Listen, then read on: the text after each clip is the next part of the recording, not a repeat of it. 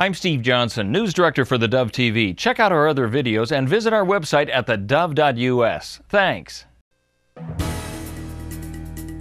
Good morning, I'm Steve Johnson. It's the top of the hour. Here's a reminder to get our iPhone, iPad, and Android app. Then you can watch the Dove News on demand on your mobile app and on the Dove Roku channel as well. In the news today, President Obama says the U.S. will do everything it can to help Nigeria find the nearly 300 teenage girls who've been missing since they were kidnapped from the school 3 weeks ago. The Islamist extremist group Boko Haram has claimed responsibility for the abduction.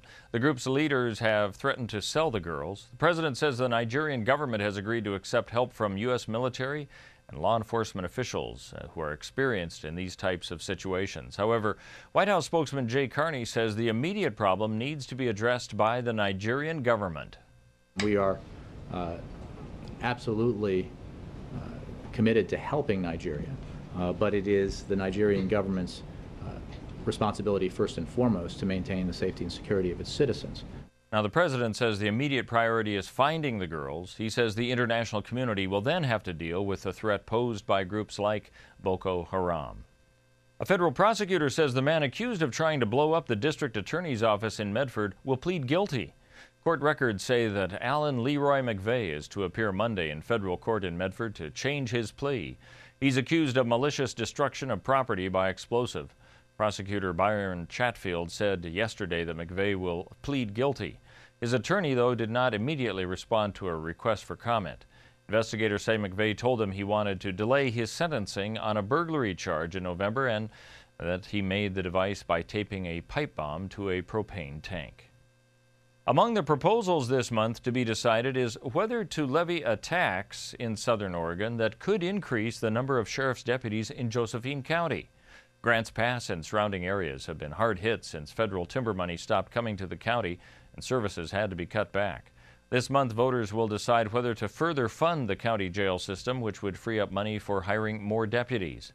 This is the third time a tax has come to a vote, and Sheriff Gil Gilbertson says he's cautiously optimistic that it could pass this time. I think people are starting to understand that the most valuable behaviorally modifying tool we have in our toolbox is a jail. People don't want to come to jail, so they're less inclined to commit more crimes. But with weak law enforcement, they feel enabled and they continue doing what they do. Now, if approved, the tax could amount to $238 a year on a house valued at $200,000. Let's take a look at what we can expect on the weather scene for our region. And for Northern California, mostly sunny today with a high of 70, then rain expected into the weekend, a high tomorrow of 66 degrees, about a 50% chance of rain. As we head into the Klamath Basin, 65 today the high with mostly sunny skies, and then rain also coming in on Thursday through Saturday. A high tomorrow of 63 degrees with about a 40% chance of rain.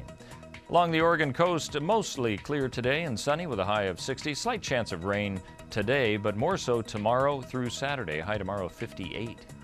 As we look into the central Oregon area of Bend, sunny skies today, a high of 62. Rain expected to come back in tomorrow with a high of 62 as well. Could get down to only 53 for the highs later in the week. And for southern Oregon and the Medford area, 71 and mostly sunny today. A good chance for rain starting tomorrow, though, into Saturday with a high of 66 degrees tomorrow. That's a look at news and weather. You're up to date right here on the Dove.